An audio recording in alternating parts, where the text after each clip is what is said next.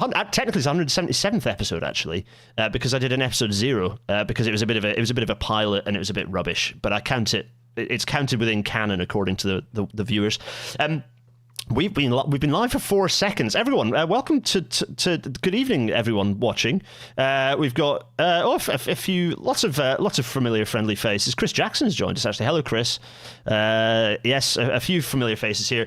It's episode 176, a week in the life of a railway managing director, because waiting in the wings is Managing Director of Scotland's Railway, Alex Hynes. Alex, I hope you don't mind me saying, I was very privileged that very pleased that you actually asked to come and join the show quite a while back, and it's taken me ages to get you on. I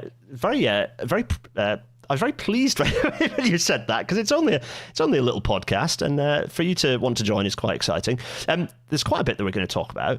Before we do any talk, we're going to talk about Scotland's Railway, not least kind of answering the question, what exactly is Scotland's Railway as an organisation? We're going to do a bit of that. Before we do that, though, it's been a while.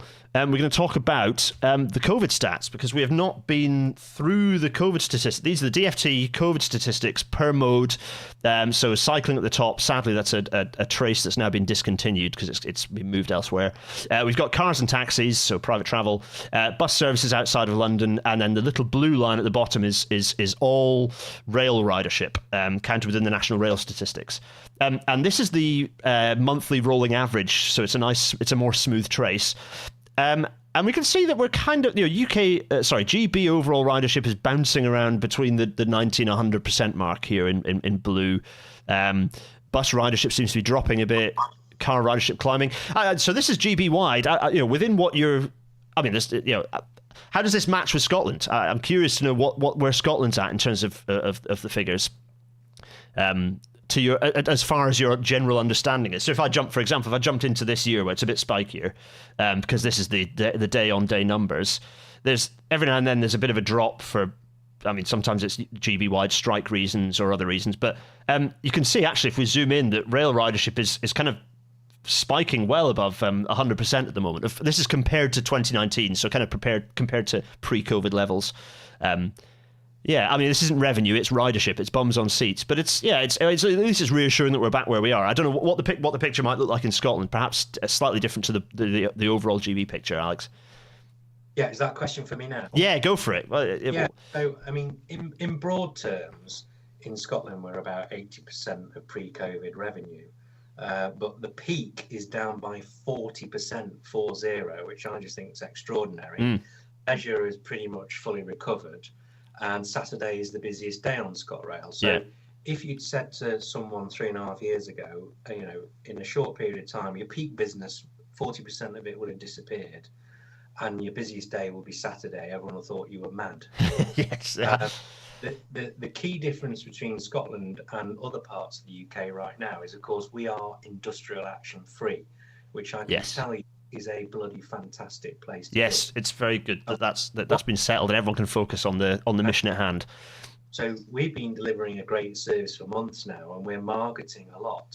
Our year-on-year revenue growth as we sit here today is 33% revenue growth. So what that shows is that when you deliver a great service to passengers and you market it well, people will come back to the railway.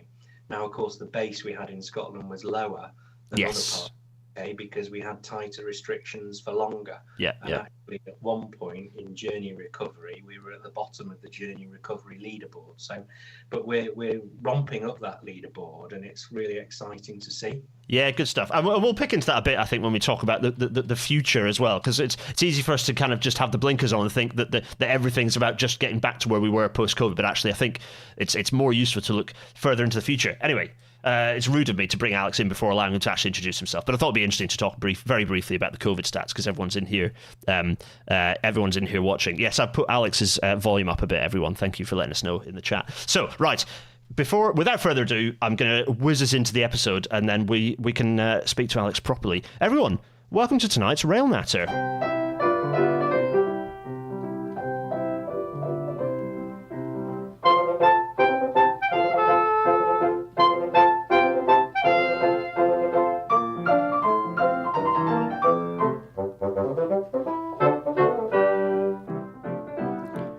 and as the Intercity 225 fades away, do you know, I spoke to the guy who actually owns the license for the Eye for the Engine theme tunes and asked permission for this years back, you know, when I started this, and I did not expect the answer to be, oh yeah, sure. And so I get the privilege of using one of the happiest tunes that I used to enjoy listening to in my youth. Anyway, before we very briefly, some news, because the news is currently oh God, what's happening? Everything's on fire, which is... So we've always been said to not doom-monger and not scaremonger and think positively about the future and that we can solve the problems. But this year does seem to be the year of everything's melting and oh golly. So there's record after record tumbling this year. Particularly one of the worrying ones, which is ice related to the Antarctic. So Arctic ice kind of displaces the water that it sits in, not quite, but so in terms of sea level rise, Arctic ice reduction isn't necessarily so catastrophic, but Antarctic sea ice extent is more worrying, and it seems to have dropped off a cliff by more than 6 standard deviations this year, which is worrying. And there's a quote coming through from Kevin Anderson, who does like to be very dramatic, does Kevin, but he has given this quite interesting quote, which I think is quite reasonable, which is, there are now no non-radical futures. The choice is between immediate and profound social change or waiting a little longer for chaotic and violent social change. In 2023, the window for this choice is rapidly closing. I quite like this as a framing, because it's there has to be big change, and I think this is a useful thing for us to have in the background of our conversation, Alex. So just kind of humming in the background. But before we talk more about Scotland's railway, it's only polite for me to actually bring you in to say hello properly, given that you've been waiting in the wings in the virtual green room. Alex, welcome to Rail Natter. It's a pleasure to have you along. I don't know if you want to actually introduce yourself. Hopefully everyone watching knows and listening knows who you are, but maybe you want to just introduce yourself anyway. Well, I'm delighted to be here, and thank you for inviting me / agreeing to me inviting myself. So Alex Hynes, I'm the Managing Director of Scotland's Railway, and as I'm sure we'll talk about, people might say, well, what does that mean? And uniquely, I try to be the MD of ScotRail and the MD of Network Rail Scotland at the same time, which is why I have no hair on the back of my head.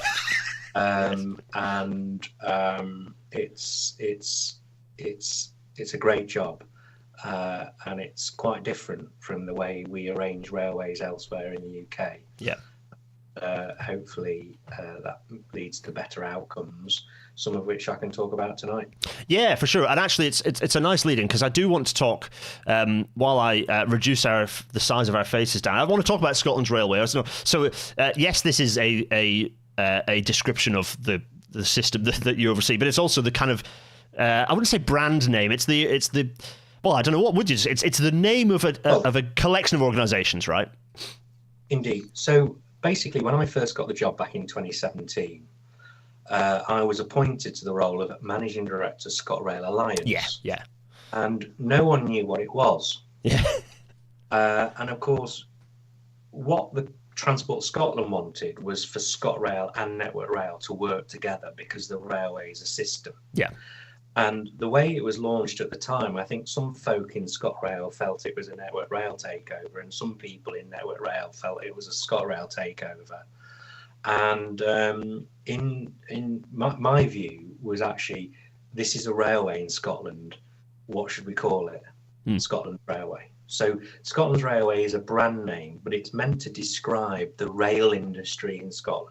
Yeah. So if I jump to the next, so I created this slide for anyone, any of the corporate people watching this. Given that I'm sure someone in your team is going to be watching this, ready to wince if I say something off-piste. Yeah. So hello to those of you watching. Now, I'm sorry that it's Rail Natter is a long-form podcast. You'll get bored by the end. No, I'm joking. Of course not. It's going to be riveting. These are some of the organisations. So I took all these little squares from the website, from the Scotland's Railway website, where it kind of lists the different organisations, and so none of these are in. This is not a hard. I've done this for graphical purposes. Network Rail is not the lead body. Just to say this, Network Rail is the infrastructure one, and then so you got Network Rail up here for the infrastructure. Then you've kind of got the statutory bodies, and in a way the bosses actually. Well, certainly Transport Scotland and I suppose Transport Focus to an extent. You could argue they're kind of the client, right, in this situation. They're kind of. I think we regard Transport Scotland as the client and funder. Yeah. One of the reasons why we have an alliance between ScotRail and Network Rail Scotland is because the client, Transport Scotland, believes that the railway is a system, which of course it is. Yeah. And Transport Scotland spend a lot of taxpayers' money with ScotRail and Network Rail Scotland in the interest of the people of Scotland. And one of the things they are good at is creating an environment in which it's easier for track and train to work together. So, for example, on performance, Transport Scotland say to ScotRail, your target is 92.5 ppm. And they say to Network Rail, your target is 92.5 ppm. Believe it or not, that does not happen south of the border, where you've got lots of Network Rail routes and lots of TOCs, and they've all got slightly different performance targets. And my view is that the currency of performance is secondary, really. There's no mileage in arguing about should it be on time or ppm or T-3 or whatever. It's the alignment between track and train which is so powerful. Well, it's like lots of benefits you can't reap if you don't connect the dots on that. You know, like lighter trains from electrification. You disconnect those, you don't get the benefits. Yeah. So every 4 weeks we have our performance improvement executive, which is a joint meeting between ScotRail and Network Rail, and you can't tell who works for who in that room. Okay, that is good. It's a bunch of railway folk trying to get the trains to run on time. Because I suppose so the headline of this slide, there is a notable omission that someone's pointed out actually in the chat, which I will remind myself of momentarily. But there are a lot of organisations, so there can be a challenge in having. I think it's 150 organisations within the group. There can be a challenge that it becomes quite difficult to navigate the various commercial boundaries. So, from describing that room, that sounds positive. You want to kind of, yes, there are lots and lots of organisations, but the reality is it kind of, to work best, you consider yourself one organisation. It sounds like that culture is being fostered. That's the culture we try and create. And I think one of the things that's really improved in recent years is that the suppliers to Network Rail, their understanding of what the TOCs and FOCs want, what the fare-paying customer wants, what's the Scottish Government want, he's really moved on leaps and bounds because we've connected what they do with the purpose of the railway.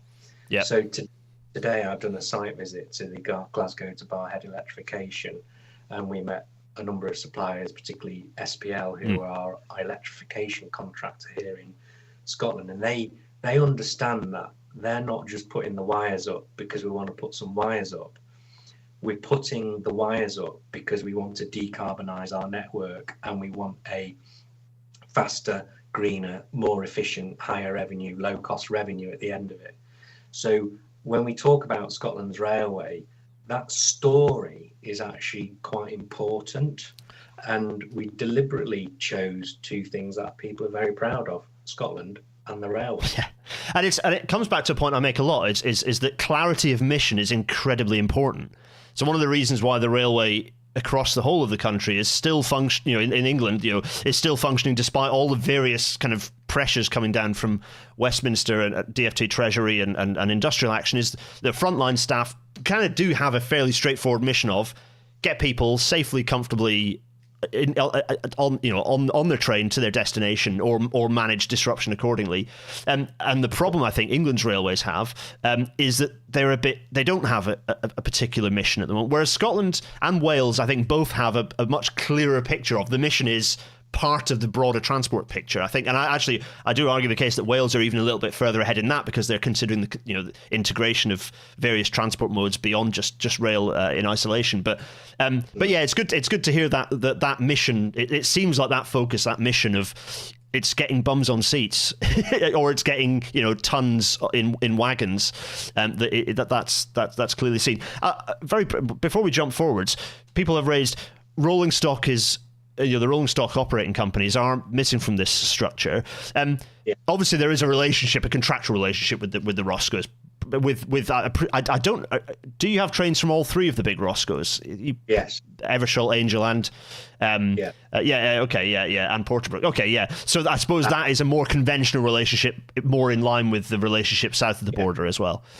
And actually the 385s are owned by a company called Caledonian Rail Leasing Limited. So yes, that was your slide, not mine. It is. Yes, all the commercial people, don't shout at Alex or Lynn for this. This is my slide. My slide. I think the Scotland's Railway is meant to be an umbrella brand for all the people who are employed in the business of running the railway in Scotland, and there's lots of them. Yeah. And it's my job to try and align the people involved so we can deliver a better railway. And actually, on many measures, we do. Yeah, yeah, and I suppose you're providing the interface between the operational railway and the policymakers. So the policymakers there, the elected, essentially the elected part of government, going then feeding into Transport Scotland, the sort of the Scottish Civil Service, and they're working out what the mission is, what the strategy is, and you have to. I suppose you're then essentially at that interface with the railway, going, right, okay, here's how we're going to actually then deliver that mission. Yeah. Well, so Transport Scotland obviously is the transport agency for Scotland, and Transport Scotland has a transport strategy. Yeah. It's a remarkable thing, everyone listening from England. It's incredible. They've got a strategy for transport. We should do that. And that what Transport Scotland do is flow through that transport strategy into its delivery partners. Yeah. Whether that's Network Rail or ScotRail or Sleeper or Supply Chain or whatever. And so, a big part of our mission in Scotland right now is decarbonisation, because, as you quite rightly point out, the planet is literally on fire. Yeah. And actually, the UK was one of the first big countries in the world to put net zero into legislation, UK Net Zero 2050. And it's not just the end date, which is in legislation, so is the trajectory to get there. In Scotland, it's the same, but because we like to beat the English, it's Scotland Net Zero 2045. Yeah. So similarly, so what that means is that Scotland has got some of the toughest climate change legislation in the world, and that's why we are electrifying our railway, but also we need to drive modal shift away from carbon emitting modes. So the environment in Scotland is clearer, and obviously it's simpler, and Scotland's a bit smaller, and the chains of command are a bit shorter. So there is that clarity of purpose which comes through strongly here, which really helps motivate people and helps explain, we need you to do this because we're trying to achieve that. Yeah. But in a way, it's still it's still an excuse for other parts of the country going, well, it's more complicated here. It's like, well, actually, look at the smaller parts of the country and see how they are delivering that single mission of purpose, and maybe arrange organisations and lines of command to match that. But anyway, that's not one for either of us to speculate on today. Of course, that's for next episode. So. One of the questions I had is kind of, so that's, as an organizational structure, it's clearly functional. So it's not a dysfunctional structure; it's a functional structure. But are there plans for any change to that structure? Are there plans for evolution or adaptation of that structure that you can talk about? So I think it's probably fair. I think it's probably fairly well accepted that we are going to remain with the current industry structure for a wee while yet. Okay, yeah. That's fairly well, advertised in terms of Great British Railways and changes. Yes. So I foresee the next few years as being evolution rather than revolution. And currently we have this alliance between ScotRail and Network Rail, but it's rather out of date. And it doesn't really describe particularly what it is that we do. So is that as in the literal contract that between them? Yeah, okay. Is a little dated, and is it a bit of an alliancing contract from like 10 years ago, and not quite in the same way that modern contracts might be? Exactly. So what happened was it was written between Network Rail and Abellio when Abellio were bidding and mobilising for the franchise back in 2014, 2015 time. I inherited it. We never changed the alliance agreement, and the alliance has had ups and downs, and it's had high points and low points, and we've had deep alliances and more shallow alliances over time. And when Scottish Rail Holdings was created, which is the body which now owns ScotRail, Scottish Rail Holdings were very keen to keep the alliance between track and train because they thought the railway was a system. And all we did was novate the alliance agreement over. So ScotRail and Network Rail have now agreed to rewrite the alliance agreement so we can be clear on these are the things that we're going to work on together because it makes sense, e.g.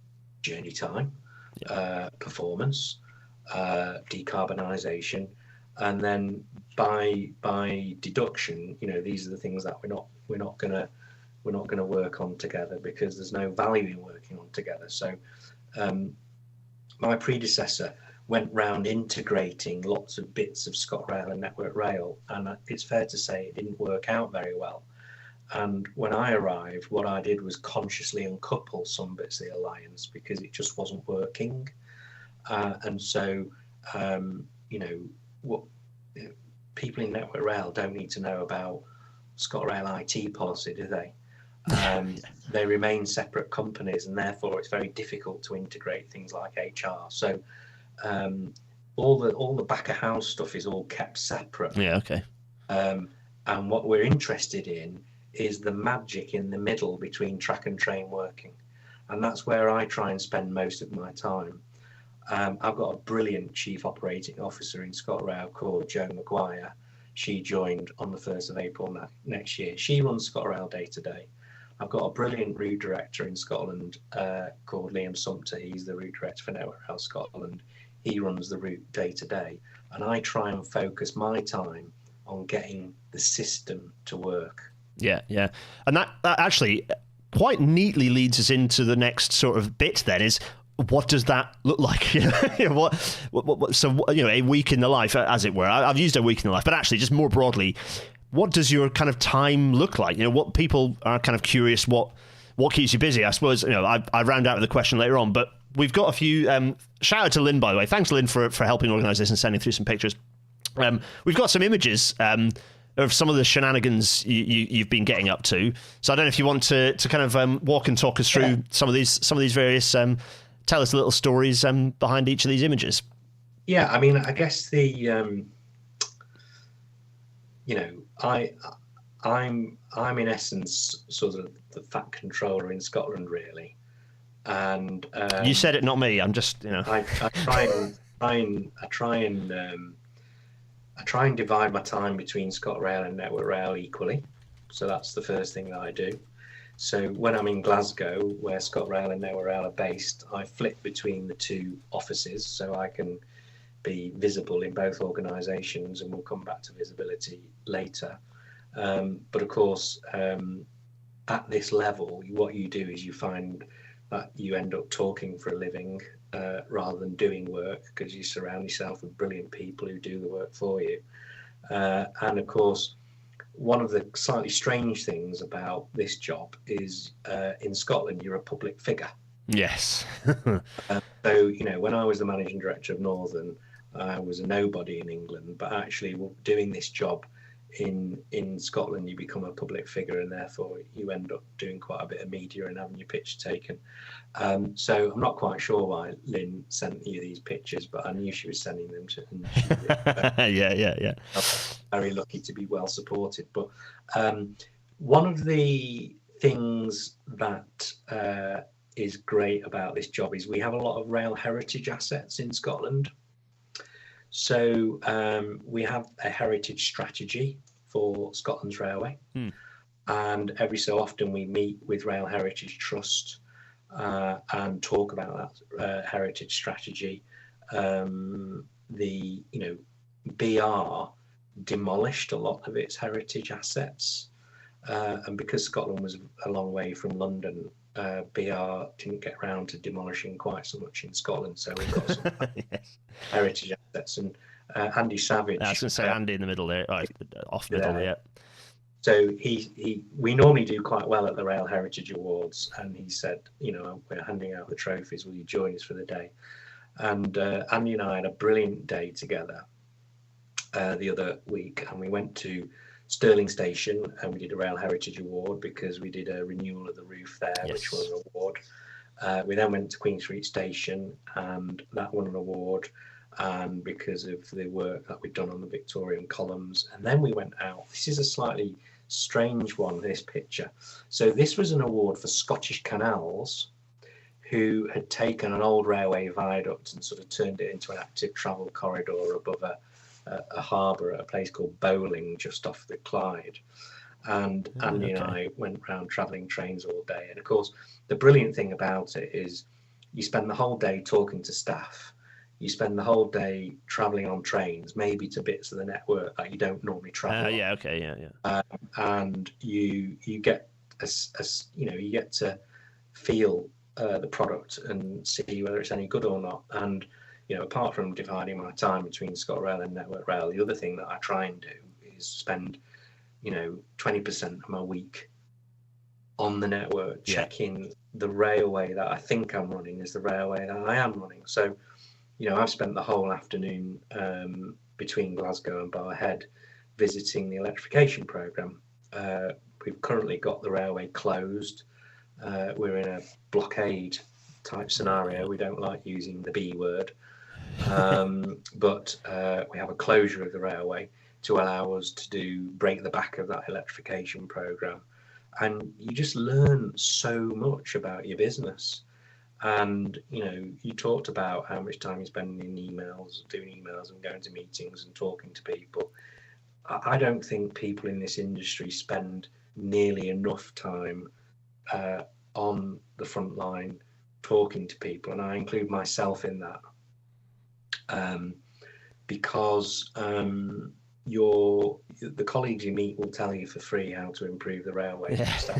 You just have to listen to them and act on it. Yeah, absolutely. And I mean, we will definitely pick up on that point of that balance. So you talk about Stirling, you allude to Stirling. I think this is a picture from Stirling. You got Bill in the background. So I mean, Stirling, by the way, but just to bookend the Stirling, the coldest station on planet Earth. I only say that because I used to change trains there when I would go up. When I was studying in Edinburgh, I used to go up to the Scottish Highlands. Occasionally, if we were going up the Highland Main Line rather than up the West Coast, we'd change trains in Stirling, and it'd be like February the 3rd. And we'd be sat maybe with our bicycles on the platform with just this wind blowing through. There's a wind that blows through Stirling Station that seems unique. It's an impressive, but it's a fantastic station. It's a really interesting station. Tell us a bit about Stirling. I say here it is. Well, it seems to me that ever since I've been doing this job, we've been working on Stirling Station. So for a start, we electrified the railway through there. Yes. And now you can get modern, fabulous electric trains between Stirling and Edinburgh and Glasgow in a way that you couldn't before. And then we've upgraded the station. But the person in the middle of the photo is Fiona Hislop, and she's the Transport Minister in the Scottish Government. And she's my 6th Transport Minister in 6 years, which is an interesting dynamic. Yep. Fiona is great because she's a big supporter of rail because her constituency is Linlithgow. So she's got the main Edinburgh-Glasgow main line going through her constituency, and she's also got Airdrie-Bathclay. And she was there to open the redevelopment of the Stirling forecourt. And this is part of, we didn't just do up the station and improve it. What we've done is we've created an environment where we want people to use active travel to get to the station. So, the first thing you used to come out is see a taxi rank and a rail. In the car park. And that's all been pushed back, and we've created tons of fabulous walking, wheeling and cycling space. Most people actually travel to ScotRail stations by walking. And if we're going to decarbonise transport, we don't just want to decarbonise rail operations. We don't just want to deliver a modal shift. We want people to travel to the station on zero carbon modes, but they're only going to do that if you create attractive places to be. So I don't know whether you've ever been to Copenhagen, and see how the Danes do cycling. Yeah, I think Simon Zev Kendler, who lived there for a while, is in the chat, and he did a presentation. He was on an episode and showed us some of the fantastic Copenhagen facilities, and yeah, it's pretty impressive. So, in Denmark, they have these cargo bikes, and people will drop their kids off at school on a bike on the way into the office.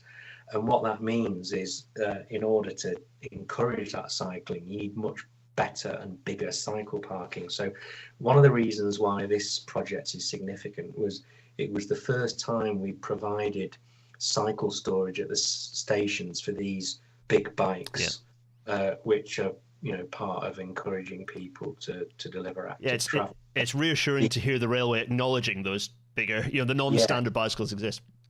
And one of the things we have in Scotland, of course, is we have the Scottish Government, SNP led, is in a cooperation agreement with the Greens. And obviously the Greens are very keen on greening the economy and greening transport. And, that's good for us because the Greens love railways. But the active travel budget in Transport Scotland has gone through the roof. And you will see Transport Scotland investing more in these active travel schemes. And what we need to do in the railway is recognise that this is not really about railways. This is about, moving people and goods from A to B in a decarbonised fashion. There's an interesting stat, only because there's a legal case being brought at the moment in England, that in Scotland currently there's £58 a head being spent on active travel. It's £1 per head in England outside of London. So that's something that Scotland could be quite pleased about, is that that's a decent level of... And the thing is, that is ultimately investment in roads. I know people don't realise it, but it is, so long as you've got the measures to then not allow induced demand onto the roads, you are freeing up roads for those who have to drive. So there are benefits for absolutely all road users by making this stuff better. Anyway, so Stirling, good to see that sort of thing going on. So... Yeah, I mean, this Glasgow is Central. So with my Network Rail hat on, Andrew Hynes is my boss, and one of the things Andrew does really well is he does spend a lot of time on the front line talking to people, but also travelling around the country. And actually, when Andrew Hynes worked for First Group, he was actually the chair of ScotRail, because ScotRail was a First Group owned business at the time. So Andrew really gets Scotland, which is great. And so last week, I got the job of hosting the Network Rail executive leadership team in Glasgow. And we had our first day was at Glasgow Central Station. So we didn't meet in some posh boardroom. We actually met in a vacant tenancy on the first floor at Glasgow Central Station for our away day. It happened to be Tim Shoveler's leaving do that night, hence the pick. Tim Shoveler. He's off to join Genesee in Wyoming, who own Freightliner. And then the following day, we had our regular executive leadership team meeting in a meeting room at Edinburgh Waverley Station. So I was quite proud of that because, again, one of the things we're trying to do is turn the railway upside down. So if we spend more time on the shop floor talking to the people who are running the railway whilst we're talking about it, then we'll make the railway better. You can't run a railway from the boardroom. Yeah. It also sparks a secondary thought in my head, which is it'd be lovely to have some hireable space actually in the state. If in some of those empty tenancies, I know it's probably not the most cost-effective way to have that real estate, but it'd be lovely to hold meetings with that window view out across Glasgow Central Concourse. It'd be really nice. There you are. There's one for the ScotRail, the Network Rail real estate team. Anyway, yeah, exactly. Yeah. So this is a very mysterious image that we've been sent through, but it is of some infrastructure. Tell us about this.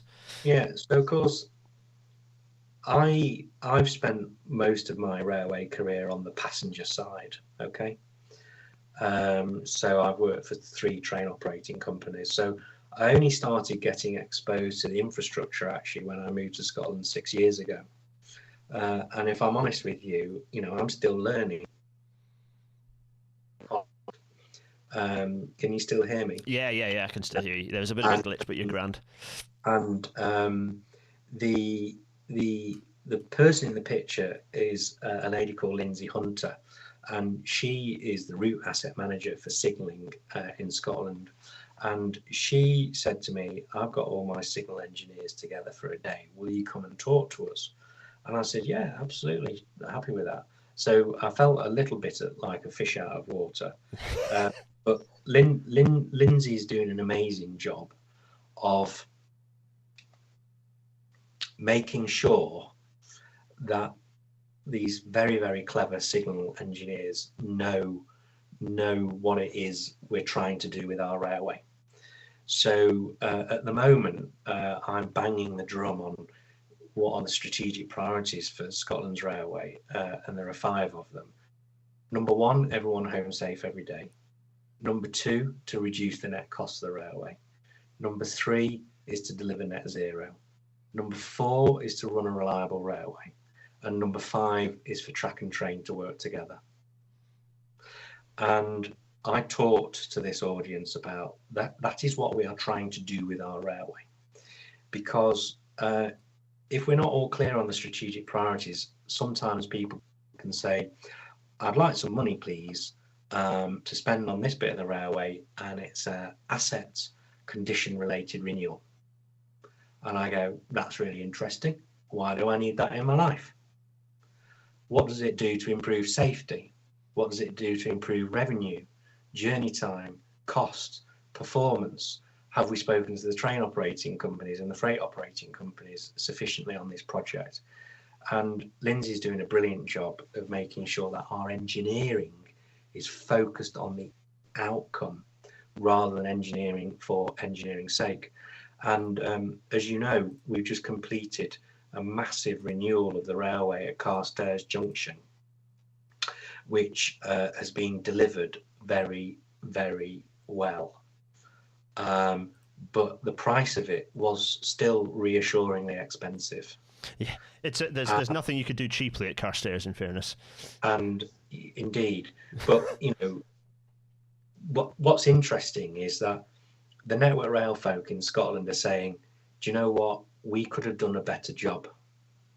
We could have done a better job by challenging standards earlier, by perhaps not complying with every single dotted I and crossed T in terms of requirement. One of the reasons why the railway costs so much is often we're spending someone else's money, and if it was our own money, we perhaps wouldn't do that.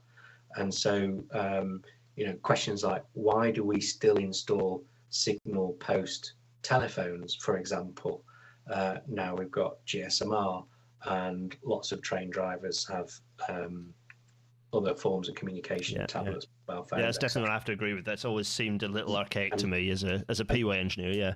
And so one of the big renewal in the next control period is Perth. Yeah. And we are keen that we learn the lessons of Carstairs, because if we're going to survive as a railway, we need to drive down the unit cost of what we do, because particularly in a nationalised railway, we're competing with nurses and doctors and schools and hospitals and all that stuff. And if we can't express what it is we do in language that the public will understand, we won't get their money. I think that's the key thing, isn't it? Because it's expressing the value. Because it's easy to fall into the trap of making out that it's a competition, but it's about expressing that value. Yeah. On this, firstly, before I could, is there a way can you switch your camera off and on again? Because it seems it's decided to freeze. Just we can hear you very clearly, but your camera's decided it doesn't want to. It wants to freeze you in the middle of looking very strained. There we are. Is that better? It is, although I'm getting an echo from me. Just in case something's changed. Can you hear me now? I can hear you clearly, but I'm still getting my echo. If just in case, is it gone from? I don't know if it's reflecting off something, but it's definitely an echo of my own voice, which there wasn't a minute and a half ago. I haven't touched anything. Let me see. Not sure if the volume is, because it's definitely something tweaking with a double echo there. Apologies to everyone listening in feed. Yeah, the technology works. It's like we're both railway people. We're not podcasters. We don't know what we're doing. Was there a set of earphones or something plugged in a minute ago? Because it's not now. Because it seems to be just a bit of a delay. I've not touched anything. I'm in your hands. Oh golly! This is where I need to. Do you have a set of earphones you could plug in? That's the next question. That might fix the problem. If you've got any. If you want me to put some earphones in, that might fix it. Yes. I can try. Sorry, everyone. Gonna. You don't want to hear my voice twice. Once is enough. Yeah. I can put the.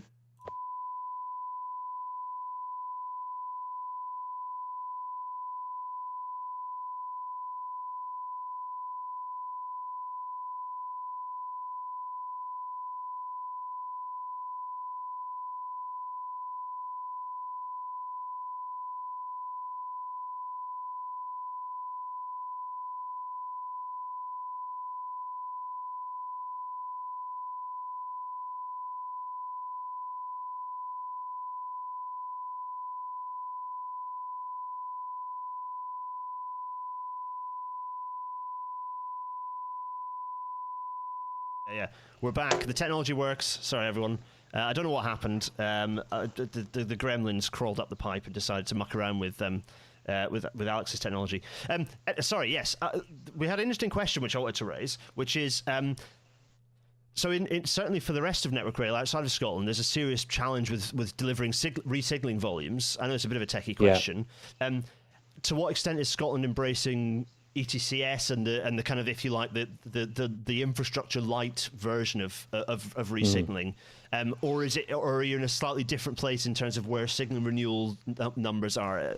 I know it's a bit of a fiddly question, but basically, is signalling as much of a challenge for you in Scotland as it is in the rest of the Network Rail system? Well, signalling is a big challenge because it's too expensive. And obviously, we're still using semaphore to control some parts of our railway, which has been around since 1840. Yeah, and signalling is so expensive we can't actually afford to renew semaphore for modern equivalent because it's too pricey. Yeah. So what we have done in Scotland is we developed our own signalling strategy called Signalling Scotland's Future.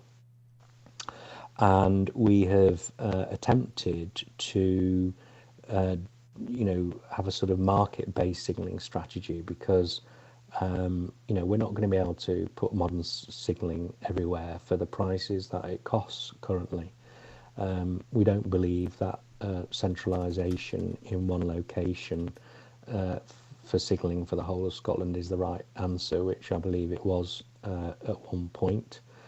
So we're going to focus on 8 locations across the country. And then on digital railway, I think it's fair to say there's a healthy dose of scepticism around digital railway in Scotland. And, we will be looking to see whether we can use ETCS, for example, on the metro bits of our railway, e.g. the Argyll lines in the Glasgow area. But of course... it's got to add value. Like it has to add, and I think it's right to challenge that. To be honest, it has to add value, doesn't it? So, unless it makes the railway safer, unless it improves performance, and unless it reduces the net cost of the railway, why do I want it in my life? Yeah, I do have to agree with that logic. I think there are places, for example, the Thameslink core, and as you say, equally in the Glasgow, the central railway core within Glasgow, where you do have very high frequencies. You have a high an environment where that digital signalling may well be adding value. Elsewhere, not so much. And I remember the rollout on Cambrian railways, and I dare say, why would you replace the radio token block that you have that works really fantastically on Scotland's rural railways? That it's a cheap system that works very well. I don't see the value in replacing that. Yeah, I think it's not an unreasonable stance to take. I think. I think the other thing is what about charter operators? What about the Jacobite? What about freight? These are really important parts of the railway in Scotland. I remember, a number of years ago, these suppliers would come to me and say, "Oh, we've done this in Switzerland and we've done this in Denmark," and I've said, well, what benefits did it deliver? And to be honest, they struggled to articulate them. So obviously we're staying close to the East Coast Digital Programme. And I was recently at the LNER driver simulator at Edinburgh Waverley, where the Network Rail team and LNER team took me through the changes. So we're watching developments in this area, and we will steal with pride, but we'll only do what's appropriate for Scotland. Yeah, to be honest, I think that's a pretty good. I have to agree with that as a pretty pragmatic approach, given the complexity and the delay. ETCS has been rumbling on, and people stepping in and out. When Roboso joined, I was like, okay, maybe this might start moving again, and then David Roboso stepped away, and I was like, oh, maybe it's going to slow down again. And it's good to see there is progress down at the bottom end of the East Coast Main Line, but it's steady away, and yeah, I have to agree with, particularly in Scotland, where some of the economies of scale, perhaps, for the likes of the freight operators don't exist. I think it's right to have that skepticism. So, the last little picture we got sent through from Lynn is, God, you're grinning, partly because there's whiskey there. I haven't had a drop of alcohol since before Christmas because I've had a little one and been preoccupied. So I'm getting quite thirsty seeing that fine-looking whiskey. Go on, tell. This is you telling us about home, I think, isn't it? I thought that would be a reason to drink rather than not drink. But anyway, I don't have kids. So one of the best things about my job, apart from the fact that I get to lead two great organisations, and by and large we're doing good things and we're in good shape, although we can always be better, is that I get to live in Scotland. And right. living in Scotland is one of the best kept secrets. And when I first moved to Scotland, I lived in Edinburgh and commuted every day to Glasgow, and I did a lot what quite a few people did when COVID hit, was I moved house and I moved further away from the office. So I actually live at Loch Tay, and my nearest town is Aberfeldy. My home station is Pitlochry, and it is a wonderful, wonderful place to live. If you dropped a pin in the middle of Scotland, you would find yourself probably a Munro called Schiehallion, exactly, which is just north of me. And of course, sometimes people from south of the border get to Glasgow and Edinburgh and they think, oh, crikey, that's a long way, isn't it? And I always say, yeah, but I live 2 hours north from here. Yeah. And then I can drive north for 5 hours from my house and not reach the tip of Scotland. So I think it's easy to dismiss. I heard someone who will remain nameless say, oh, the Cornish branches and Scotland. And I was saying, you are having a laugh, aren't you? I said, this is a huge country. It's a third of Britain's landmass. Okay, only 5 million people live in Scotland, about the population of Yorkshire. But it also happens to have 10% of Europe's coastline, which I find did not know that. That's a great fact. I did not know that. An amazing statistic. What's quite interesting about that, now, just on that throwaway comment, always winds me up, because yes, you have the extreme rural, but the railway through, we alluded to the railway through Glasgow. It's kind of one of the most sort of metroified looking bits of railway in the whole of the UK, right? Through low levels at Queen Street and Central. Exactly. So, I mean, a lot of the low-level railway in Glasgow, of course, is a metro, really. And there are opportunities to make it more of a metro. But we do rural, we do metro, we do intercity, we do scenic, we do lifeline services, we do absolutely everything. Colleagues at Sleeper do Sleeper. So, the suburban rail network in Glasgow is the largest suburban rail network of any city in Britain outside London. Yeah, and it's that. So that, I mean, before we move on from Loch Tay, it's a gorgeous part of the country. I've cycled, so I did Chehallion by getting the train to Pitlochry, which is quite a nice way to do it. You do have a little bicycle ride up from Pitlochry, which is nice.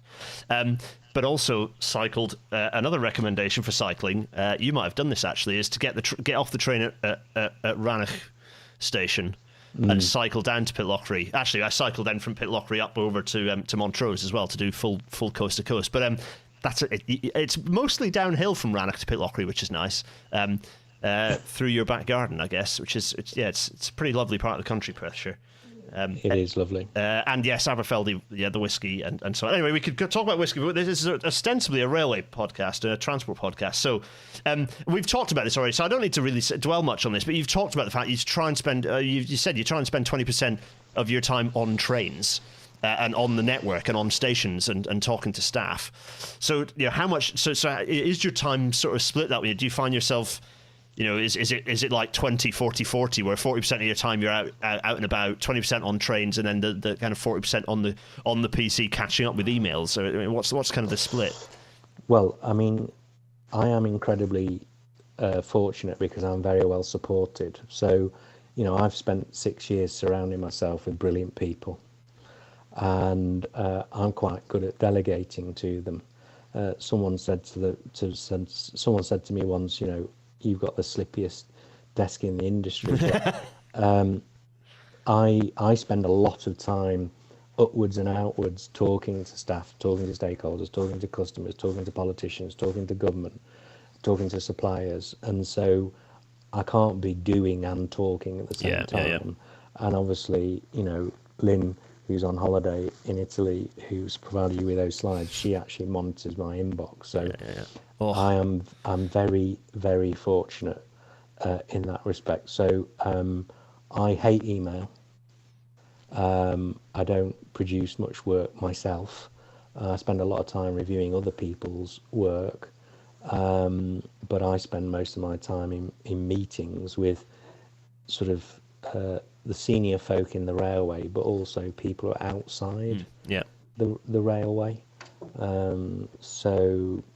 Which makes sense because you're essentially the single point of accountability for the railway system. That's one of the pressures of your role, right? Is that you are, to all intents and purposes, that single point of accountability. So you're representing the system to the politicians a fair amount of your time, I suppose.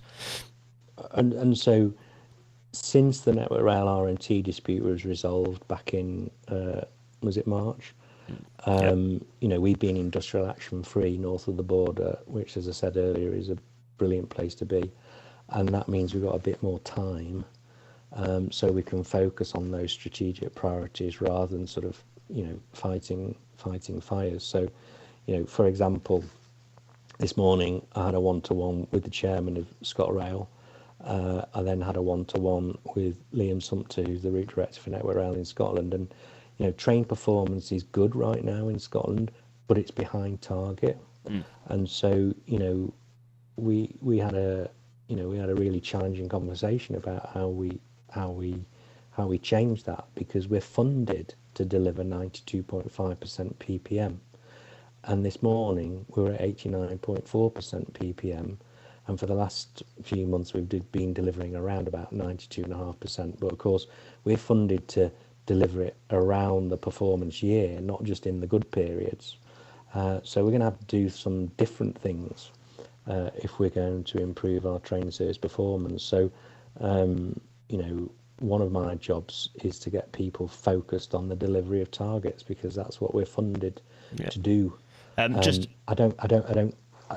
don't spend any time working on my laptop producing work. I don't spend any time doing that at all, because it's all done for me. Yeah, your role is to essentially appoint people to do that and appoint the right team.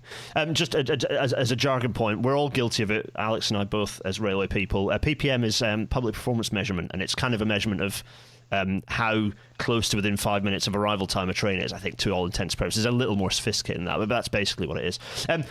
I'm going to jump us forward because we've got a couple of quicker things to talk about before we close out. Do send in your questions, everyone, by the way, and I'll scoop through some at the end very briefly. We talked, actually, very pleasingly, you've talked about this in a way that made me very happy, because there, particularly in Scotland, there has been some discussion. I've actually, in my day job, I've engaged with it in some cases where some of the language around decarbonisation targets looked more like just taking the carbon out of trains rather than thinking bigger about rail, no matter how it's powered, and its role to drive modal shift. But in what you've said already and some of your answers, it's clear that you have that vision of no, it's about moving people away from any mode of transport that is carbon producing. So yeah, I thought first we could talk. There's a lot of people asking for you to just sort of say, where you feel progress is at on the decarbonisation action plan. So maybe a little bit of an update on that first. Yeah, so obviously COVID hit in March 2020, and in July 2020, when we were sort of re-emerging from our spare bedrooms, the Scottish Government launched its Rail Services Decarbonisation Action Plan, and what that said was we want to remove all diesel vehicles from the ScotRail network by 2035, which of course was a fabulous commitment. And as we sit here today, we are on site electrifying the railway between Glasgow and Barrhead. We are on site electrifying the railway between Glasgow and East Kilbride, and we are already undertaking works between Stirling and Aberdeen pre-electrification.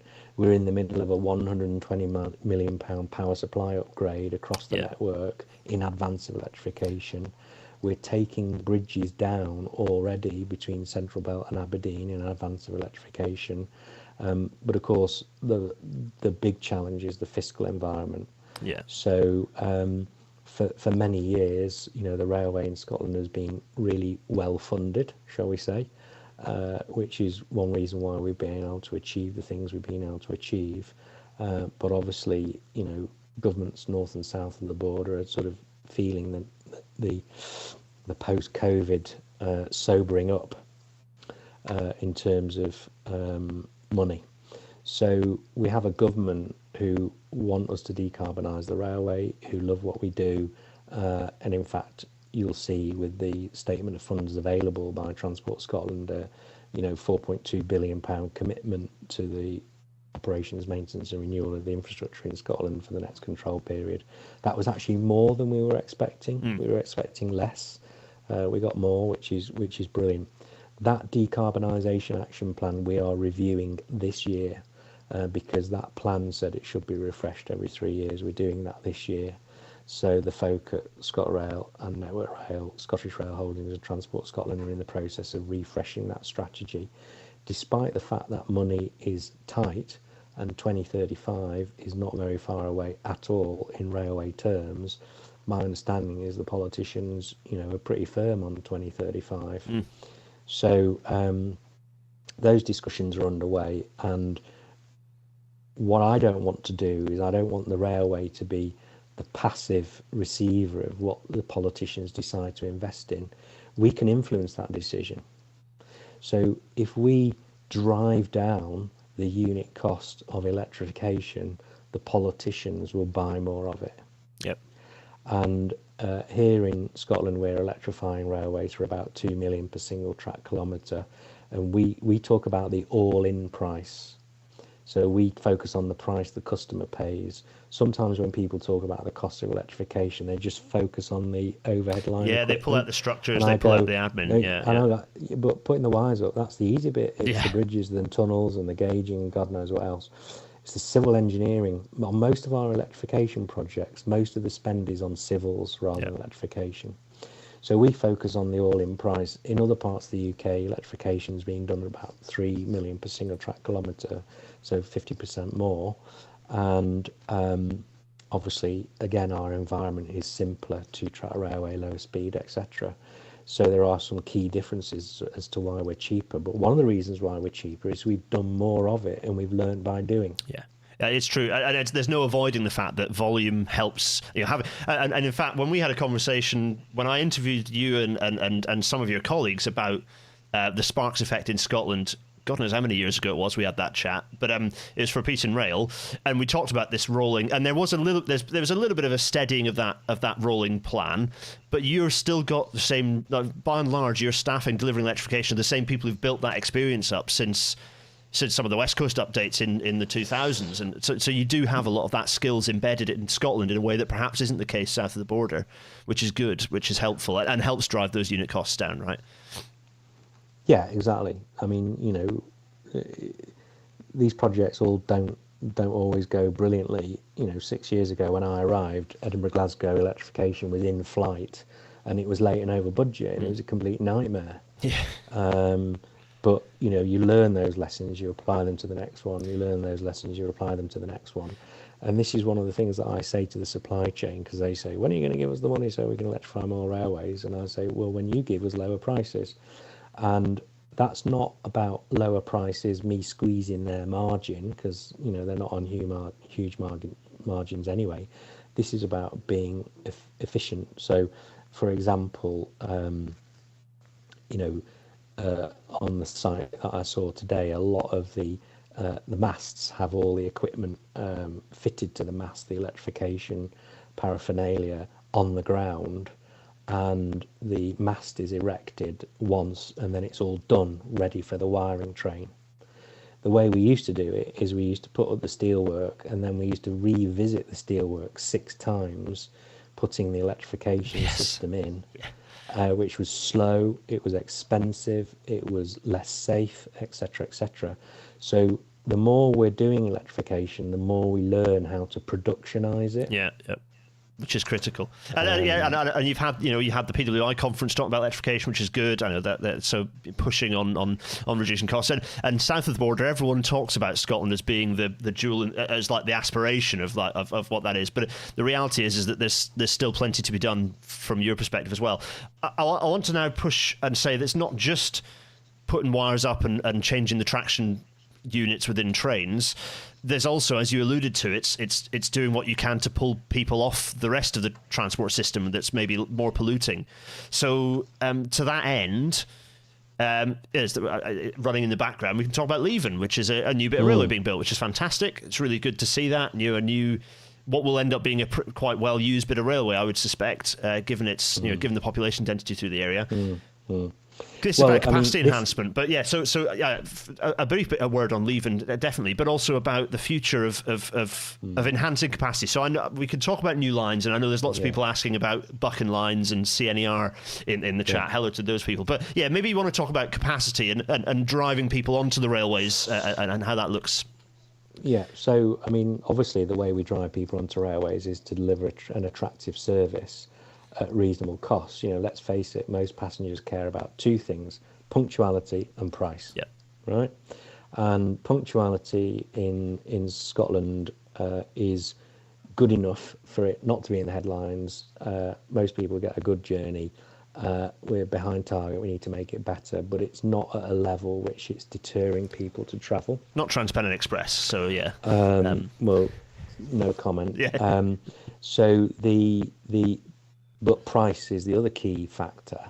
So in October, in ScotRail, we are going to abolish all peak fares for 6 months. Yes, I forgot about this trial. Yes. And we're going to see what happens. And the honest answer is nobody knows what's going to happen. And it is one of the most exciting, boldest things that I've ever been involved with as a railway. And I can't wait to see what the reaction will be. And again, that's a massive commitment by the Scottish Government. We want more people to travel by train, but some people find it a bit pricey.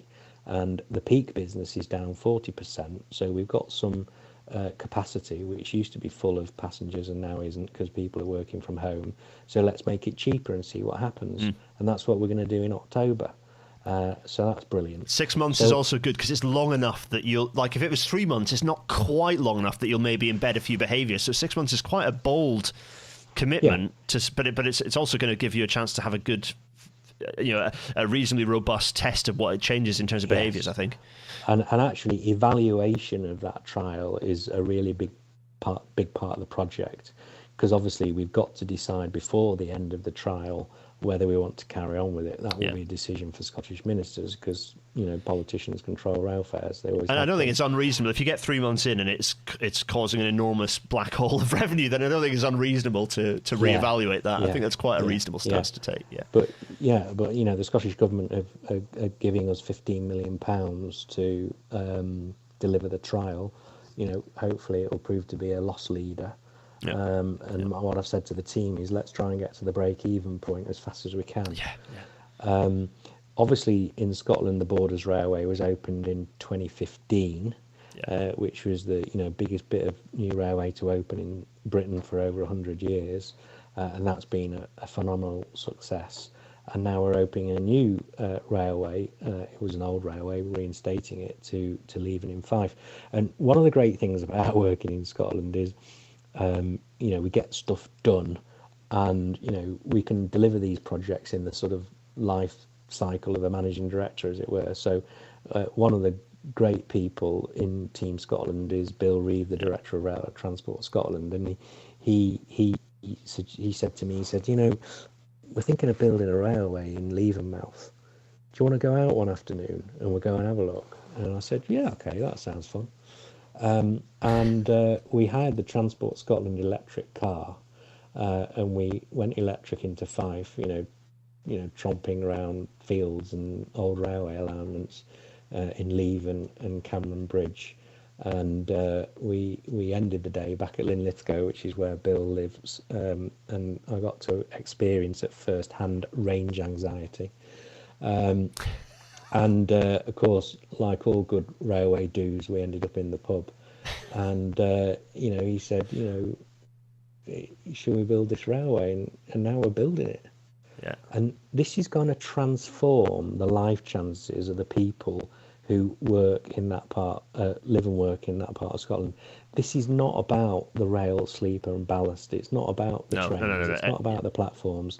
This is about connecting part of Scotland to one of the most prosperous and most successful cities in Europe, i.e. Edinburgh. And so whether it's for tourism or for studying or for, health appointments or a job, or, it's just going to be amazing. And there's some massive employers that people don't realise. It's not that this isn't a backwater. There's several major population centres along this bit of line. Diageo is as an enormous employer, very close to the to the line. They make a lot of whiskey. Everyone. So this is a key thing.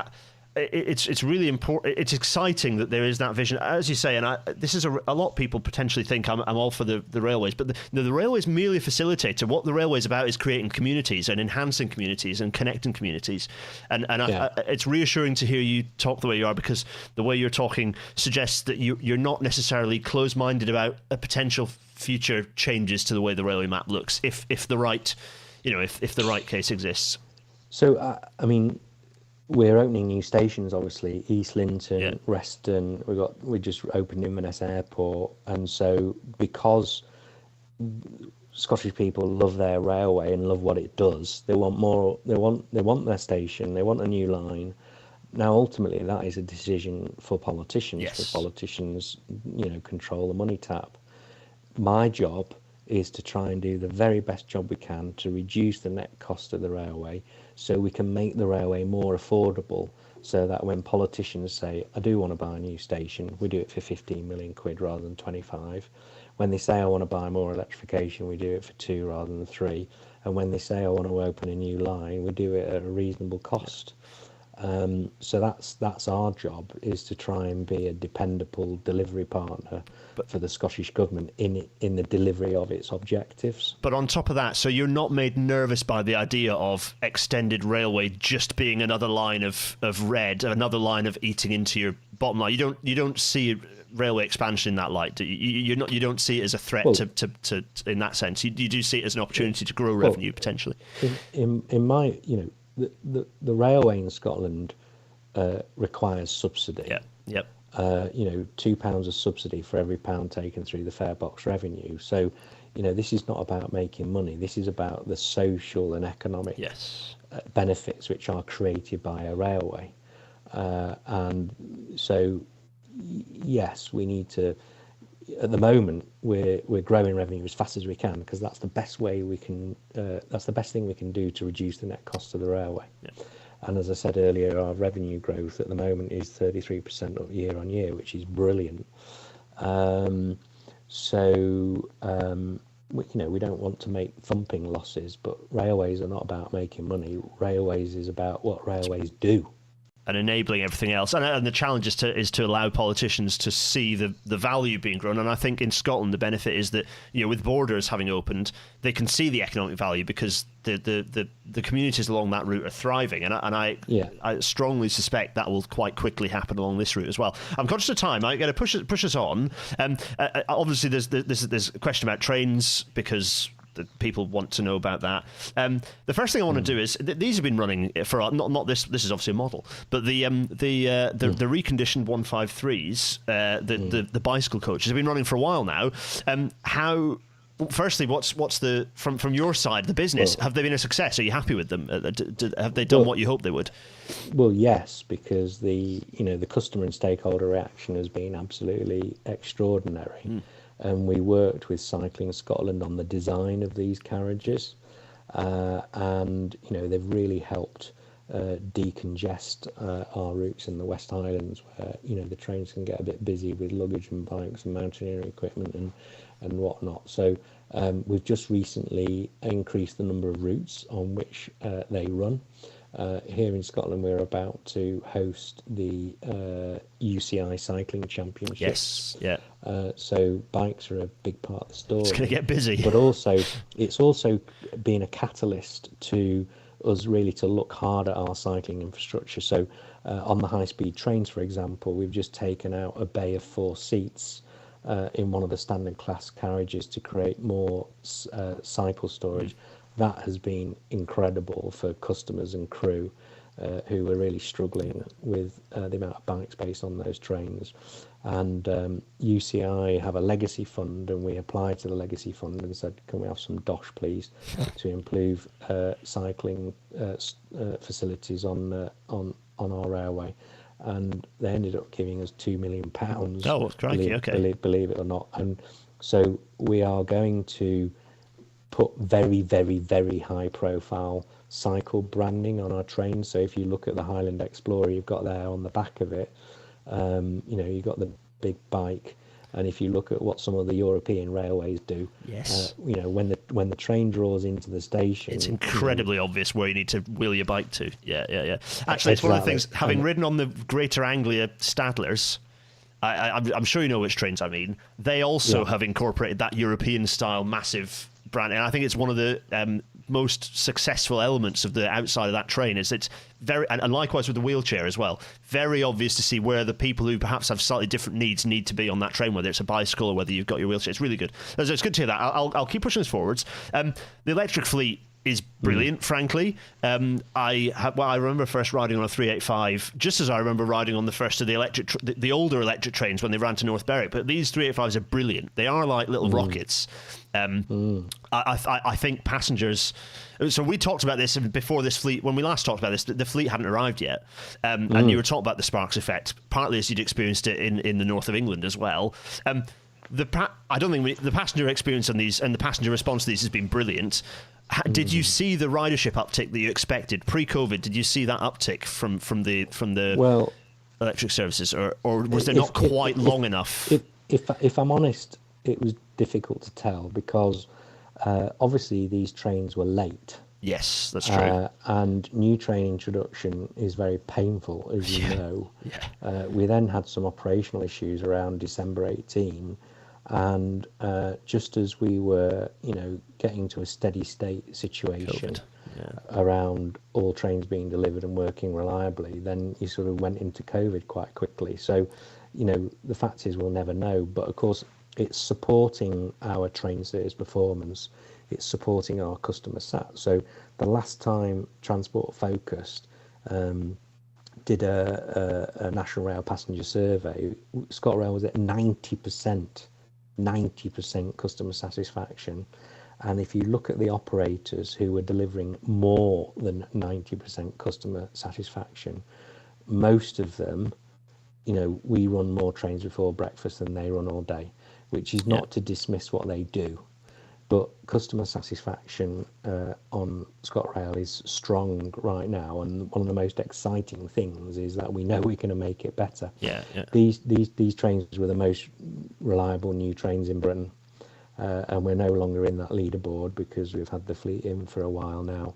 But some periods we can go more than 100,000 miles per casualty, and these trains do about 115,000 miles per annum. Sounds about right. Yeah. So on average, one of those trains will have a fault which creates a delay of more than 3 minutes once a year. Yeah, which is these trains are incredibly reliable. Yeah. And shows what can be delivered with a modern electric fleet, because we're not just electrifying the railway to decarbonise, we're electrifying the railway because we want a more reliable, higher revenue, lower cost railway.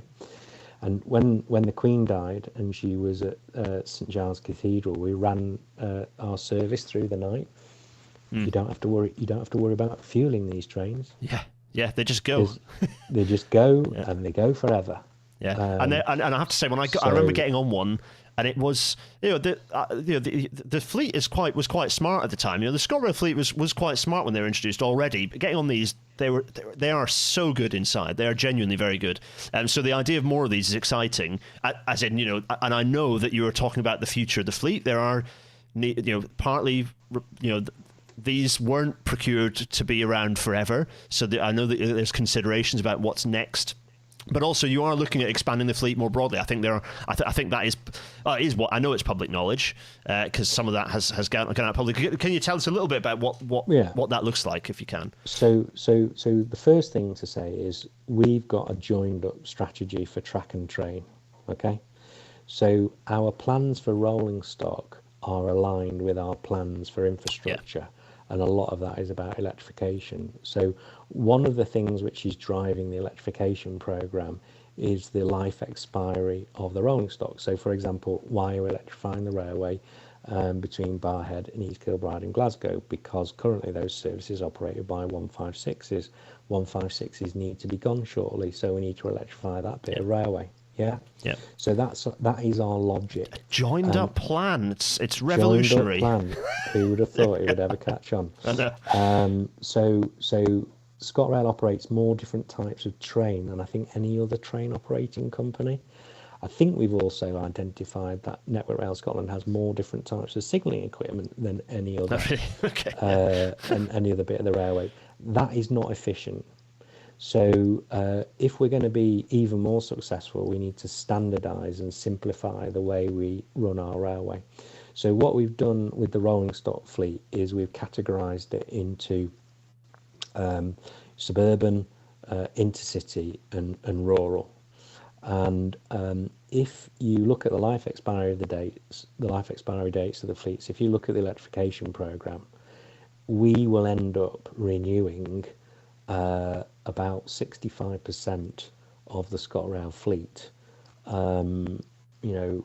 by the end of the next decade. So that is huge. Yeah, that's huge. That is huge, and we're planning all of that now in a joined up way. And the current thinking is what we do is we go and procure a new suburban train, which is electric and battery electric, to operate on newly electrified lines, and also to make use of partial electrification. So our electrification strategy is to partially electrify the Borders Railway, partially electrify Fife by battery electric trains, so we can switch to zero carbon. And then we'll do full electrification in due course. One of the reasons why we're so keen on full electrification of the railway is because we don't just want to decarbonise passenger, we also want to decarbonise freight. And the options are more limited for freight, let's put it that way, in terms of alternative traction, right? So, indeed. So the trains that you see before us, they're a high-speed train, they are on lease to ScotRail for until 2030. Yeah. Now, obviously, the looking after a train which is half a century old is not without challenge. Yep. And we can all argue about how well we look after those trains and the merits of introduction in the first place and whatnot. And we're approaching the 3rd anniversary of the tragic accident at Carmont, and we're doing some really good work with ASLEF around addressing their concerns with the trains. Absolutely. So we've invested in the infrastructure, we've invested in our control centre, we are literally modifying the fleet as we speak in terms of strengthening the lifeguard equipment in front of the leading wheels. And Yes. but we are already planning the replacement of these trains, because in railway terms 2035 is not very far away at all, is it? No. So a couple of things from that. The first thing is I guess you're paying very close attention to Merseyrail with given that they're probably the furthest ahead with that battery and electrified train, which then raises, because the other thing about the Merseyrail fleet, of course, is famously is the accessibility of that new fleet. Mm-hmm. So one of the things I wanted to raise, and yes, I have been mean and specifically picked a picture of Dunkeld and Burnham Station, which is renowned as the worst platform train interface in the country, because it just has very, very low platforms for some bizarre reason. They never got fixed. Accessibility. I want you to talk a bit about that. How much is that front and compared to 10 years ago? It's much more front and center. So talk a little bit about level boarding and accessibility, and how that's figuring in your consideration for the future. So the first thing to say is that the specification for our new suburban trains includes level boarding as a requirement, an absolute requirement. Fantastic. Absolutely fantastic. So when we go out and procure all those new trains, level boarding will be a requirement. Now, of course, it only creates the level boarding where you've got a compliant level platform. Yes. But my understanding is the modern rolling stock is lower anyway. So everyone gets a reduced gap, and then when you've got a compliant platform, you get a lovely platform train. Music to my ears to hear you say that, because that's literally, like, a lot of people say, oh well, you can't do it because you need perfect platforms. It's like, no. Yes, ultimately, eventually, you need to go around and fix platforms to get the perfect interface. But procuring the right train doesn't stop everything else from working. It means that you're and actually Scotland has a benefit that yes, quite a few of your more rural stations haven't had platform updates for a while, but a lot of your, Egypt, for example, means that a lot of the platforms have been corrected. You have a pretty good compliance of platforms in lots of parts of Scotland, actually. So you're in good stead on that front. And obviously Borders Railway. Yeah. So, when we put a battery electric train, which is level boarding as a requirement, onto the Borders Railway, it's going to be great, isn't it? Yeah. So, we're buying an asset which will be around for 30, 40, 50 years. It would be criminal not to buy it with level boarding as a requirement. But the other thing is, of course, we've invested in accessibility of the existing train fleet. We've invested in station accessibility. But, of course, we have 2 people on board every train. Yes. And accessibility, a turn-up-and-go railway, is a key part of our planning. 20% of Britain's population is registered disabled. Yeah. So why wouldn't you want those people to travel on trains just as much as people who are able-bodied? Do you know what I mean? Yeah, and I'm not going to ask you to comment on ticket offices, because I think it's opening a can of worms. But I think what you've just said is possibly people can draw their conclusions from what you've pointed out about the value of TUAG for passengers. I think the other thing is that actually, if you talk to people with reduced mobility, they often say, well, when we travel, we've got 2 people rather than just one, because there's me and my carer, so I'm 2 customers, not just one. Yeah. And why do you always make me leave the train last, and all this sort of stuff? Yeah. And so we need, this is Scotland's railway is for everyone. Yeah. It's for the people of Scotland, and therefore that's our challenge, is to get it, to deliver a great service, not just for people like me, but for everybody. And that is actually a market opportunity. I was going to say that it makes sense on every level, because it just means you've got more bums on seats, which means you've got more fares being paid. It makes absolute sense. I wanted to, so that's music to my ears. I'm very glad to hear you say that, Alex. And it's not, it's not. I think it's not just you're not saying that as a PR. That's it's very clear that you understand. I'm reassured by the fact you deeply understand that as well. It's not just a line in a spec. Kind of along that point, I want to talk about leadership because yours is a critical role for you have a lot of people. In fact, you probably have the number in your head of how many staff kind of are within the broader Scotland's Railway organisation. Quite a lot, and you are. Well, I think there's 8,500 in ScotRail and Network Rail Scotland, but I think the rail industry in Scotland employs 16,000 people. Yeah, that's bigger than the town I grew up in. That's a lot of people, and you're their leader. And I think I wanted to talk about. Anyway, it allows me to talk about something that you care very deeply about. You've written very passionately about it. You've written what it's like to be a leader who is a gay man in the railways, and it's been quite inspirational to a lot of people in the industry. But I think it was a chance to talk not just about that and not just about this is. I think these are photos from Glasgow Pride, which was I think a week ago, 2 weeks ago, I think, wasn't it? Was it the 15th of July? 2 weeks ago. You've stood there as a leader, but I think it allows you to talk about leadership more broadly. So not just in what it figures to be a very to be your true self in front of a lot of staff, but about leadership. I don't know if you wanted to just talk a little bit about that. I mean, obviously, when you get to my level, it's all about leadership rather than what you know. Yeah. I was a commercial guy in a train operating company. That's what I know about, and now I manage lots of things that I've not worked my way up on that bit of the T. I spend my time working across, and so leadership is a skill, and we should invest more in it as an industry. Obviously, a key part of leadership is about visibility, and that includes being able to bring your full self to work. So it was quite interesting when I was first made the MD of Northern. I met my PA for the first time off site, and I lived in London at the time, and she said, "Oh, what does your wife do?" And I said, "Well, I haven't got a wife." At the time, I was with a previous partner, and I said, "Oh, my partner's called Doug, and he's a deputy head teacher," and she was like, "Oh, right, okay." And it was quite interesting because I'd spent 15 years living and working in London, and then I went to the north of England, and I'm from the north of England, and it felt like I was stepping back a little bit in time. And as I've got older and I've got more comfortable in my own skin, I brought more of my full self to work. And one of the things that really shocked me when I moved to Scotland was homosexuality wasn't decriminalised in Scotland until the 80s. Yeah. Which I just find absolutely extraordinary. And one of the things we did in Scotland was, we created these sort of virtual cafes where people with lived experience only could get together and have a cup of tea and a natter, just like we are. And lots of people were spending their railway careers in the closet, and I thought, that's really sad. And so, I choose to be open and visible about me now because it helps me be a better leader.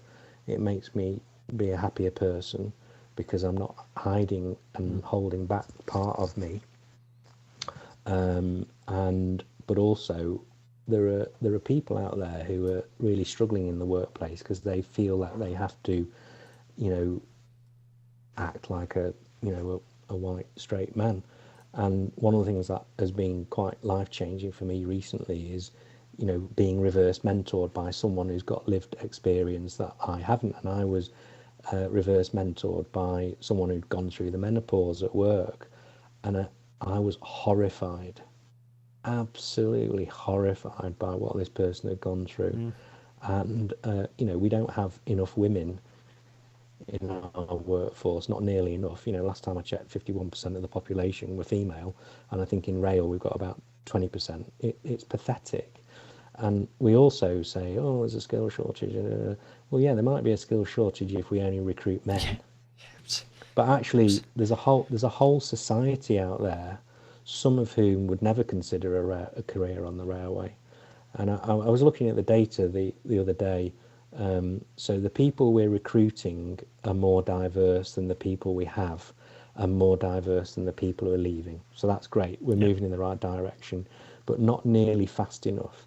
And, you know, I was so heartened when, you know, we've got a driver training cohort in ScotRail at the moment, which is gender balanced, That's which is quite brilliant. something, yeah. And that shouldn't be news.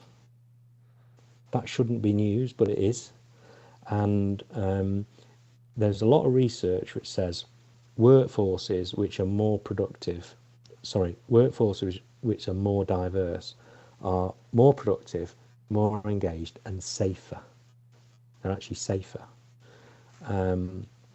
So I also believe that if we've got people in our workforce who are fully reflective of society, actually we'll deliver better products and services.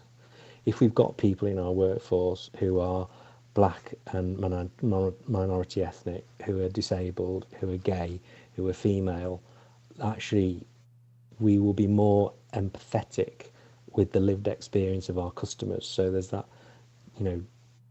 Well, it's true of any team. You can't solve the problems of the society. For engineer, from me as an engineer, I feel this really strongly. I can't. The teams that I have, I cannot solve society's problems if I don't know what society's problems are, because I'm not representing society. It's really, and then that's true for a frontline operation as well. It's really, really key. Yeah, exactly. So there was that thing which says, if you're a female, you're more likely to die in a car accident because crash test dummies are men. Yeah. Can you believe that? Yeah. So we've got a lot of work to do in this area, and I know the industry is changing, but you know, you still get manels in UK rail, you know, panels which are full of, you know, white men, and this is not acceptable anymore. We're a well-funded industry. Vast amounts of taxpayers' money goes into our industry. We need to represent all of the public, not just, you know, people are overrepresented in our workforce. Absolutely, yeah. And so I mean, yeah, it's really, it continues to. I think it's really important to hear you saying that. We've got a few comments saying that people are very. It's refreshing to hear a leader and someone at the top of the business talking this way. I think actually, as an industry, you know, I think there are quite a few leaders in the industry who are talking this way now. I think the rail industry across the UK has made a lot of progress, but there's definitely more to be done, and it's reassuring that, you know, leaders like yourself are. There was a wonderful little anecdote, which also happens to be true. There was at one point more people on the RDG board called David Brown than there were women. Yes, well, indeed. I think that does rather painfully sum things up. Alex, I'm going to do a little bit of outro before we kind of pick up a few questions. We've run very long. Thanks so much for an extra half hour of your time. But I'm glad we've had the longer conversation, because I think we've explored some really interesting, we worked our way through quite a lot of interesting stuff to a really good level of detail. Some very happy people in the chat enjoying the conversation. Very briefly, thanks to everyone listening to this in audio-only format. I will have cut out the long beep while Alex and I fix the technical issues in the middle. So yeah, thanks for listening. Do drop a review if you can. Patreon.com/Gareth Dennis to support this sort of thing happening, and suggesting guests is something that Patreon supporters can do. GarethDennis.co.uk/merchandise, /merch for the merchandise, which is weird. There's merchandise. There's stuff with where you can buy a mug that says things on it that's got Rail Natter branding. Very weird. PayPal.me/Gareth Dennis for the loose change and abuse, and for the chat to continue, discussions to continue. GarethDennis.co.uk/Discord for the Discord server. Next week is episode 177. Are any of the new HS2 Eastern leg options good? Because a few new options have been put on the table, and I'd like to explore them in the usual level of detail you'd expect from a Rail Natter episode. That's next week. But before we talk about next week, Alex, I mean, we have had lots and lots of questions, of which most we've answered subsequently, which is good. Lots of people are asking about how your greyhounds are. Actually, Lewis asking how your greyhounds are. Very well, thank you. Good. Integration. We haven't talked about integration. Is anything happening to do with ferries and some? Yeah, I know that you run one bus service, and I love that one bus service you run. The cute little buses in Glasgow that run between Central and Queen Street. Are you looking to run? Is there any discussion about integration that you've got your end? So yes, So we've got someone from Sustrans seconded into Network Rail right now, and we've done a strategy between ScotRail and Network Rail on sustainable travel to stations. Yeah. So that's integration with every mode, and the mode might be walking, wheeling, and cycling rather than buses, for example. But interestingly enough, we talked about the train service punctuality measure, PPM, public performance measure, and one of the things Transport Scotland has recently done, both for ScotRail and for Network Rail, is to say, if you miss PPM because you have held a connection for rail or indeed other modes, you get a dispensation on hitting the target. And I kid you not, today I had a direct message on Twitter from the captain of a Calmac ferry hold it a minute. who said, oh, hello, I'm the captain of this ferry, and sometimes we miss the rail connection because of this, we should do something about this. And so the service delivery director in ScotRail has said, yeah, got that, let's talk to control and see what we can do. So what that shows is, if you set the right targets for people, and they're based on passenger outcomes. So, we don't want the trains just to be on time, do we? We want them to be on time and have passengers on them. Yeah. And therefore, if you set the right target, you'll get the right behaviour. So, I think, really there should be a partnership agreement between ScotRail and Calmac. We've never quite got round to it. Calmac have got their hands full right now, but you can see what we're being asked to do sort of subtly changing, reflecting the fact that priorities change. We're fully in the public sector now. We don't have shareholders to look after anymore. We have the public to look after. That's our job. Yeah, it's interesting to hear you say that, and it does sound like that has helped. We talked about the mission, what the mission is, and it does sound like that change has helped with that orientation, which is reassuring. And I haven't dug much into it because I think it's probably a subject we could talk hours and hours about on its own, but it does sound like it is helping to foster some of those right behaviours, which is really interesting. Just whizzing back, there have been lots of detailed questions, of which we've covered pretty much all of them. There's a question about booking bike spaces. Is it possible to book bike spaces online, or if not, are there plans to fix that yet? Yes, you can book them online, and you can also now see how many spaces are left. Ooh. I'm told. That's good. But we're always looking at ways to improve the ease of use. Nice one. Actually, you know what? I think, given the length of the conversation, we've had a lot of Lynn Manfu pointing out that the Cal in Calmac comes from the Caledonian Railways, so they're once rather integrated. Yeah, thanks, Lynn Manfu. Perhaps that's not a bad place to stop, actually, because we've had a very long conversation, Alex, and I'm conscious that I'm stealing your evening, and I want to give it back. Everyone, thanks for listening and watching. Alex, thank you so much for giving up your evening and having a very long, detailed chat with us. It's been brilliant. Don't disappear quite yet, because I'll run the credits and we can say proper goodbye. But it only remains for the two of us to sort of bid everyone watching farewell. Thanks, everyone, for watching. Cheerio!